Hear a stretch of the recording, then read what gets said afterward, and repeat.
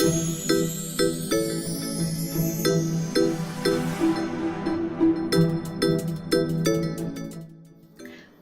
वालेकुम, मेरा नाम डॉक्टर कुर्रतुलैन हाशमी है। मैं कंसल्टेंट क्लिनिकल ऑन्कोलॉजिस्ट यानी माहिर अमराज कैंसर हूँ। आज मैं जिस कैंसर के हवाले से बात करने जा रही हूँ, ख़वातीन में वो कैंसर एक ऐसा कैंसर है जिसने ख़वातीन की सेहत को एज अ होल बहुत मुतासर किया है। जी हाँ, आज मैं बात करने जा रही हूँ ओवेरियन कैंसर यानी अंडेदानी का कैंसर। पाकिस्तान के हवाले से और वर्ल्ड वाइड देखें तो ये एक ऐसा कैंसर है जो कि ख़वातीन के कैंसर्स में पहले 5 कैंसर्स में आता है। ग्लोबोकॉन 2020 के मुताबिक पाकिस्तान में जो ओवेरियन कैंसर यानी अंडेदानी के कैंसर का डाटा कलेक्ट किया गया, उसके मुताबिक 5वें नंबर पर ओवेरियन कैंसर यानी अंडेदानी का कैंसर रहा। इसके अलावा अगर हम वेस्टर्न वर्ल्ड में देखें, यूनाइटेड स्टेट्स ऑफ अमेरिका में अगर हम देखें तो ये सूरत हाल और ज़्यादा मुख्तलिफ है। ख़वातीन के कैंसर्स में 5th leading cause of death जो है वो ये कैंसर है, और इसके अलावा ये 2nd मोस्ट कॉमन कैंसर है यूनाइटेड स्टेट्स ऑफ अमेरिका में ख़वातीन में यूट्राइन कैंसर के बाद। अब इसमें कुछ रिस्क फैक्टर्स हैं जिसके बारे में जानना ज़रूरी है, और बहुत ज़रूरी है कि इस कैंसर के बारे में आपको एक ऐसी इंफॉर्मेशन दी जाए जिसमें आप अपनी सेहत के हवाले से थोड़ा ख्याल रखें। मिसाल के तौर पर आपके लिए जानना ज़रूरी है कि आप कौन सी एज में, कौन सी उम्र में इस कैंसर के रिस्क में मुब्तला हो सकती हैं। तो ख़वातीन, आपको बताती चलूँ, जैसे जैसे उम्र में इजाफा होता है वैसे वैसे आप ओवेरियन कैंसर के रिस्क में ज़्यादा मुब्तला होने के चांस उस सिनेरियो में आ जाती हैं कि आप इसमें ज़्यादा मुब्तला हो सकती हैं। मीडियन एज जो देखी गई है वो है 60 साल तकरीबन। वक्त के साथ साथ जैसे जैसे उम्र बढ़ती है वैसे वैसे ओवरीज का साइज़ जो है वो कम होता चला जाता है, और ओवरीज का जो नॉर्मल फंक्शन है यानी हार्मोन्स को बनाना, ये ख़त्म होता जाता है। यहाँ तक कि माहवारी का निज़ाम जो है वो ख़त्म हो जाता है, और फिर इस कैंसर के रिस्क में इजाफा हो जाता है। कुछ और रिस्क फैक्टर्स हैं जिसके बारे में बात करना बेहद ज़रूरी है, जिसमें अगर हम एज के बाद बात करते हैं, मौरूसी। जी हाँ, मौरूसी भी इसका रोल है। बिल्कुल वैसे ही जैसे हम छाती के कैंसर के हवाले से बात करते हैं, बिल्कुल ओवेरियन कैंसर में भी मौरूसी कैंसर मौजूद होता है। तकरीबन 10 से 15% इसका चांस है कि ये मौरूसी हो सकता है।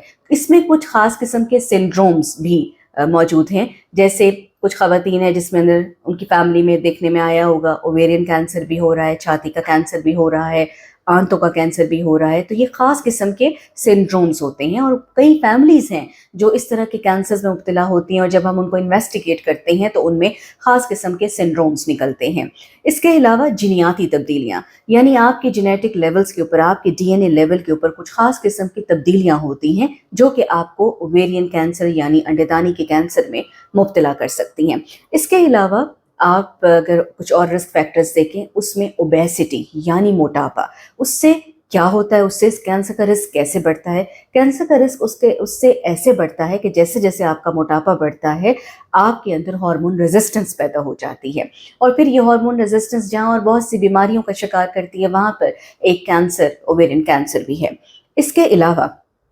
अर्ली मिनार्की यानी माहवारी के निज़ाम का ज़िंदगी में जल्द शुरू हो जाना, और मतलब ये कि अगर 13-14 साल की उम्र में बच्चियां बड़ी होती हैं तो अब आजकल हम सुनने में आता है कि 10 साल की उम्र में भी बच्ची बड़ी हो जाती है। ये एक आम कॉन्सेप्ट है कि अब बच्चियां जल्दी बड़ी हो रही हैं, ये आपने सुना भी होगा। तो ये भी एक रिस्क फैक्टर है। लेट मीनोपॉज यानी माहवारी के निज़ाम का देर से ख़त्म होना, ये भी एक रिस्क फैक्टर है। इसके अलावा बच्चों का पैदा ना होना, यानी अगर आपकी ज़िंदगी में प्रेगनेंसी आपकी नहीं हुई है तो आपका रिस्क बढ़ जाता है कि आपको ज़िंदगी के ख़ास हिस्से में जाकर ओवेरियन कैंसर यानी अंडेदानी का कैंसर हो सकता है। इसके अलावा एंडोमेट्रियोसिस एक ख़ास किस्म की बीमारी है जो ख़वातीन में देखने में आती है, जिसमें कुछ ख़ास पैथोलॉजी होती है आपके जिस्म के अंदर, और ये भी एक रिस्क फैक्टर है जो कि आपको ओवेरियन कैंसर के अंदर मुब्तला कर सकता है। इसके अलावा पॉलीसिस्टिक ओवरीज, हमने सुना है कि ख़वातीन में, बच्चियों में ये प्रॉब्लम शुरू हो जाता है, उसका फिर ट्रीटमेंट लेना पड़ता है, ये भी एक रिस्क फैक्टर कंसिडर किया जाता है। इसके अलावा पेल्विक इन्फ्लेमेटरी डिजीज़, यानी आपके पेट के निचले हिस्से में कुछ ख़ास किस्म के इन्फेक्शन हो जाते हैं, वो भी बाज़ औक़ात रिस्क फैक्टर बन सकते हैं। हार्ड एंड फास्ट नहीं, लेकिन रिस्क फैक्टर की लिस्ट में इनको सबसे आखिर में लिया जाता है। इसके अलावा यंग बच्चियों में ओवेरियन सिस्ट की जब हम बात करते हैं, ओवेरियन सिस्ट सारी की सारी ख़तरनाक बिल्कुल भी नहीं होती, बग़ैर जड़ों वाली भी मौजूद होती हैं, और जड़ों वाली यानी कैंसर की तरफ ले जाने वाली गिल्टियाँ, ओवेरियन सिस्ट भी मौजूद होती हैं। तो इसमें भी हमें थोड़ा सा विजिलेंट रहना चाहिए। अगर ओवेरियन सिस्ट मौजूद है तो उसके बारे में आपको मालूमात होनी चाहिए کہ اگر وہ نکلوانے والی ہے اس کو نکلوا دیں، کمپلیکس ہے، سمپل ہے، ڈاکٹر سے ضرور ڈسکس کریں، اور اس کا کوئی ٹریٹمنٹ اگر ہو سکتا ہے تو ٹریٹمنٹ بھی ضرور کرائیں، چاہے وہ سرجیکل ہے چاہے وہ میڈیکل ہے۔ اب یہ کہ انڈے دانی کے کینسر کی علامات کیا ہو سکتی ہیں۔ علامات میں جو ہے خواتین میں جو خواتین شکایت کرتی ہیں عمومی طور پر کہ ہمارا پیٹ پھولا پھولا سا رہتا ہے، ہم تھوڑا سا کھانا کھاتے ہیں اور پیٹ پھول جاتا ہے، یعنی ایک اپارے کی کیفیت ہو جاتی ہے اور پیٹ جلدی بھر جانے کا احساس ہوتا ہے۔ اس کے علاوہ اگر روٹین آپ کی ڈسٹرب ہو رہی ہے، یعنی جس میں آپ کی بھوک کم ہو رہی ہے، آپ کا وزن کم ہونا شروع ہو گیا ہے، آپ کے پیٹ کے نچلے حصے میں اسپیشلی درد یا تکلیف ہونی شروع ہو گئی ہے، آپ تھکاوٹ کا شکار ہو رہی ہیں، کمر کے نچلے حصے میں درد کی شکایت اس کے ساتھ ساتھ آپ نوٹ کر رہے ہیں کہ مجھے یہ پرابلم بھی ہو رہا ہے، پیشاب کی کیفیت کے اندر تبدیلی آ رہی ہے، آپ کی جو باول ہیبٹ ہے یعنی آپ کو قبض کی شکایت ہونا شروع ہو گئی ہے، آپ کو لگتا ہے کہ ہوا خارج ہونے کے مسائل زیادہ ہونے لگ گئے ہیں، یہ پہلے نہیں تھے اور اب ہو رہے ہیں، تو یہ وہ علامات ہیں جو تھوڑی سی جنرلائزڈ ہیں، لیکن اس میں تھوڑے سے خیال کرنے کی ضرورت ہے کہ آپ اپنے آپ کو تھوڑا سا ایویلویٹ کروائیں کہ کہیں آپ خدا نخواستہ اوویرین کینسر یعنی انڈے دانی کے کینسر میں مبتلا تو نہیں ہو رہی۔ جہاں پر رسک فیکٹرز کی بات کی ہے وہاں پر کچھ چیزیں ہیں جو پروٹیکٹیو ہیں، مثال کے طور پر پریگنینسی کا ہونا، یعنی اگر آپ زیادہ بچے پیدا کرتے ہیں تو آپ پروٹیکٹیو رہتے ہیں، آپ کو اوویرین کینسر سے یعنی کہ بچنا ذرا آسان ہو جاتا ہے۔ پریگنینسی کا پروٹیکٹیو رول اس لحاظ سے ہوتا ہے کہ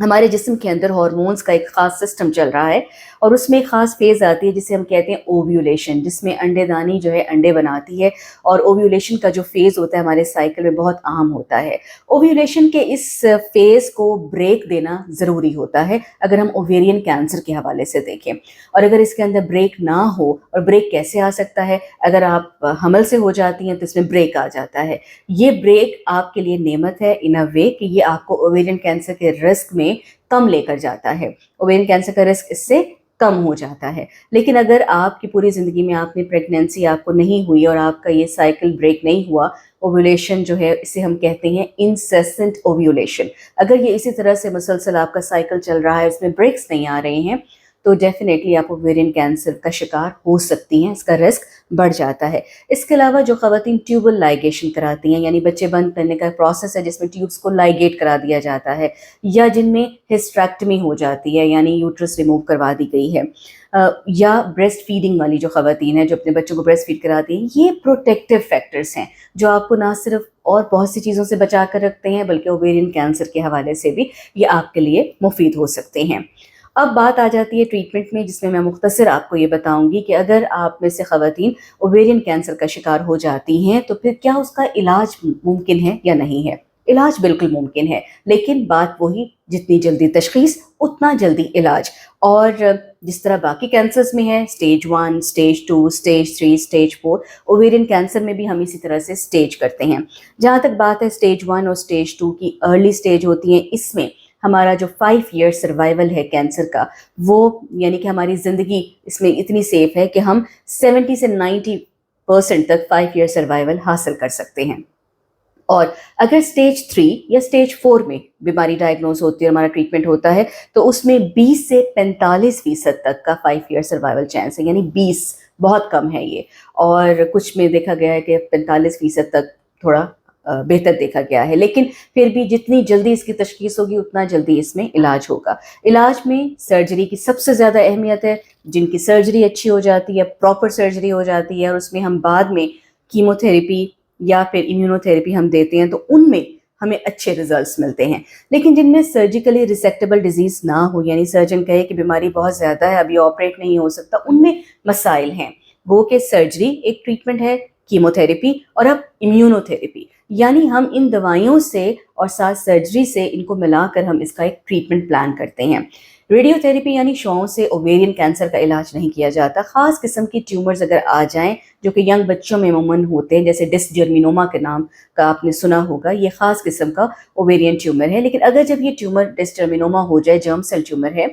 تو پھر اس میں بعض اوقات شعاؤں کا رول ہے، لیکن اس کے علاوہ پورے اوویرین کینسر میں شعاؤں کا رول ایز سچ نہیں ہے۔ اس لیے آپ نے اپنی صحت کا خیال رکھنا ہے، اپنی لائف سٹائل کو موڈیفائی کیجئے، اگر آپ موٹاپے کا شکار ہیں اپنے وزن کو مینٹین کیجئے، آپ نیچرل چیزوں کی طرف جائیے، اپنی روٹین لائف میں جنک فوڈ کو چھوڑ دیجئے، آپ ایسے پروٹیکٹیو سسٹم کی طرف آئیں کہ جس میں آپ اچھی سیف ڈائٹ لیں اور اپنے اینول چیک اپس کراتے رہیں، تاکہ جہاں کہیں اس کینسر کے حوالے سے آپ کو اگر فیملی ہسٹری اگر موجود ہے تو ضرور آپ ویجیلنٹ رہیں، اور اس کے لیے بہت ضروری ہے کہ آپ اپنے ڈاکٹر سے، قریبی ڈاکٹر سے مشورہ لیں اگر آپ کو ان میں سے کوئی بھی علامات جو میں نے بتائیں آپ محسوس کرتی ہیں۔ اسکریننگ ٹیسٹ اس کینسر میں کوئی ہارڈ اینڈ فاسٹ بالکل بھی نہیں ہے، اور جہاں ضرورت محسوس ہوتی ہے وہاں پر ہم جینیٹک ٹیسٹنگ کے حوالے سے ضرور بات کرتے ہیں۔ یہ تھا جناب آج اوویرین کینسر کے حوالے سے ایک چھوٹی سی ٹاک، اور یہ میں نے آج کے دن کے لیے اس لیے سلیکٹ کی کہ مئی کا مہینہ اس لحاظ سے اہم ہے کہ 8 مئی کو پوری دنیا میں world ovarian cancer day celebrate کیا جاتا ہے، اور خواتین کی صحت ہمارے لیے سب سے امپورٹنٹ ہے، کیونکہ خواتین فیملی میں نیوکلیس کی حیثیت رکھتی ہیں۔ تو خواتین اپنی صحت کا خیال رکھیے، اللہ تعالیٰ آپ سب کو اچھی صحت سے نوازے، اپنا خیال رکھیے، اللہ حافظ۔